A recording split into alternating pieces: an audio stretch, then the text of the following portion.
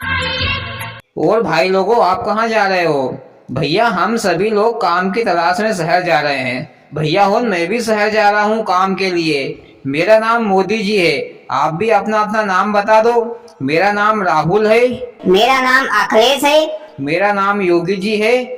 और मेरा नाम ओबीसी जी है। वैसे मोदी जी, मैं तुमको जानता हूँ, तुम कहानियाँ बहुत मजेदार सुनाते हो। तो मोदी जी, शहर आने में अभी काफी समय है। तब तक एक मस्त मलाई मार के एक कहानी सुना दो, ताकि वक्त आसानी से कट जाए। फिर शहर आते ही मैं तुमको नाश्ता करवा दूंगा। हाँ हाँ ओबीसी जी, क्यों नहीं। चलो, मैं तुम लोगों को एक पंडित और जाट बाबा की मजेदार कहानी सुनाता हूँ, तेल लगा के। मोदी जी, कहानी में तेल भी लगेगा क्या? नहीं भैया, ये तो मेरी आदत है। हाँ तो भैया हो, एक पंडित जी था। वह बड़ा ही लालची था। कहीं भी उसको काम मिले तो आदमी की खाल तक उतरवा लेता था। और एक जाट बाबा था, जो घर से अच्छा खाता पीता था। उसके पास काफी धन था। इधर पंडित जी को कोई काम नहीं मिल रहा था, तो वह वैसे ही घूम रहा था। तो अचानक जाट बाबा उनसे आ मिले। तो पंडित जी ने अपना दिमाग लगाया और जाट बाबा से राम रामी की। और पंडित जी बोला, जाट देवता, तुम्हारे पिताजी मेरे सपने में आए थे और कह रहे थे कि मैं यहाँ पर बहुत दुखी हूँ, मेरे को यहाँ पर जरा सी भी सुख शांति नहीं है। तो जाट बाबा ने कहा कि पंडित जी, पिताजी तो मेरे हैं और सपने में तुम्हारे आए हैं, पर चलो ठीक है, पंडित जी तुम बोल रहे हो तो ठीक ही होगा। फिर जाट बाबा उत्सुकता से पंडित जी से पूछने लगे कि पिताजी की आत्मा की शांति के लिए क्या करना होगा। तो पंडित जी ने बताया कि तुम्हें अपने पिताजी का श्राद्ध नीति नियम से करवाना होगा, तभी उनको सुख शांति प्रदान होगी। फिर जाट बाबा ने पंडित जी से कहा, तो पंडित जी आप ही श्राद्ध कर दो।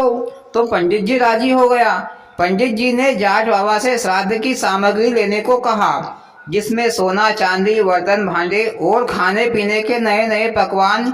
ये सब कल तुम इकट्ठा कर लेना और मैं कल आकर तुम्हारे पिताजी का श्राद्ध कर दूंगा।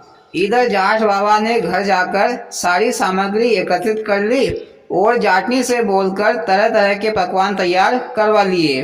मोदी जी, मेरे मुंह में तो पानी आ गया पकवान का नाम सुनकर। अखिलेश भैया, तुम्हारे लिए तैयार नहीं किए गए पकवान, वो तो पंडित जी के लिए है। हाँ मोदी जी, फिर आगे क्या हुआ? आगे इधर पंडित जी दूसरे दिन जाट बाबा के घर आ पहुंचा। फिर पंडित जी और जाट बाबा दोनों आमने सामने श्राद्ध के लिए बैठ गए, श्राद्ध की सारी सामग्री लेकर। इसके बाद पंडित जी ने जाट बाबा से कहा कि जो मैं कहूँगा वैसे ही आपको भी कहना है, बोलना है, और जो मैं करूँगा वैसे ही आपको भी करना है। तो जाट बाबा ने कहा, जी पंडित जी, जरा सी भी मिस्टेक नहीं करूँगा। फिर पंडित जी ने कहा कि जल लेकर आचमन करो। तो जाट बाबा ने भी कहा कि जल लेकर आचमन करो। फिर से पंडित जी ने कहा कि भैया जल लेकर आचमन तुमको करना है। तो जाट बाबा ने भी यही कहा कि भैया जल लेकर आचमन तुमको करना है। तो पंडित जी को थोड़ी सी गुस्सा आ गई और बोला कि कहाँ मैं इस मूर्ख के पाले पड़ गया हूँ। भैया जाट बाबा, जल लेकर आचमन तुमको करना है, मेरे को नहीं। तुम्हारा बाप मरा है, मेरा नहीं। फिर ऐसा ही जाट बाबा ने भी कहा कि भैया पंडित जी, जल लेकर आचमन तुमको करना है, मेरे को नहीं। बाप तुम्हारा मरा है, मेरा नहीं। तो भैया पंडित जी इधर आग बबूला हो गया। मोदी जी, पंडित जी क्या जल गया क्या?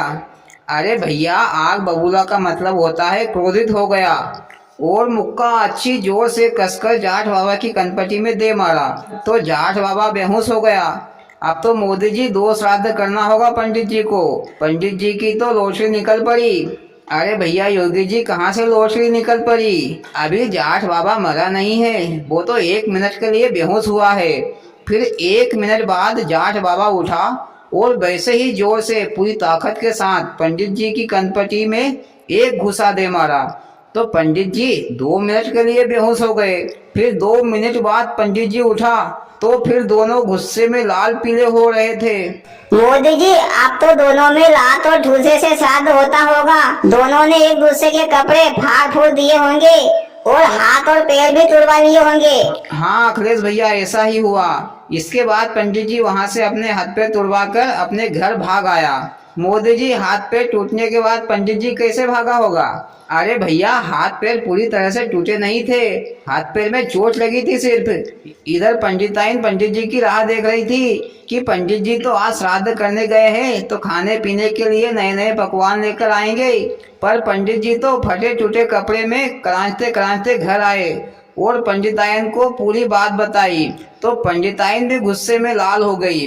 और इधर जाट बाबा भी घर में घुसे तो जाटनी ने देखा कि जाट बाबा के कपड़े भी फटे फूटे हैं और वो भी करांच रहे हैं। मोदी जी, वो दोनों करांच क्यों रहे थे?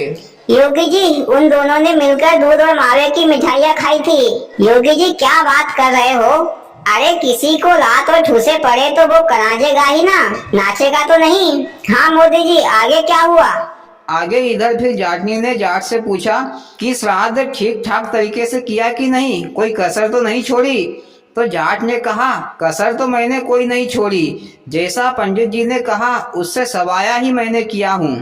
मैं क्या पंडित जी से कमजोर थोड़ी नहीं पड़ता हूँ, मैंने भी भैंस का दूध और घी खाया हूँ। पर एक कसर रह गई, पंडित जी को दक्षिणा और खाने का सामान नहीं दे पाया। तो जाटनी ने कहा कि तुम टेंशन मत लो, तुम काफी थक गए हो तो तुम आराम करो, मैं दक्षिणा दे आती हूँ। फिर जाटनी ने एक थान में पकवान भरे और दक्षिणा अपने जेब में रखकर पंडिताइन के घर की ओर चल पड़ी।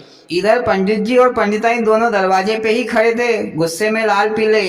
इधर से जाटनी थाल में पकवान लिए पंडित जी के घर आ रही थी। जैसे ही जाटनी दरवाजे के पास आई तो पंडित और पंडिताइन दोनों जाटनी को मारने लगे। तो जाटनी सोचने लगी कि दक्षिणा ऐसे ही ली जाती होगी। मोदी जी, जाटनी पागल थी क्या? मार पड़ रही थी तो भागना चाहिए ना उसको, उससे कहीं पूजा नहीं कर रहे थे वो लोग? हाँ अखिलेश, सही है।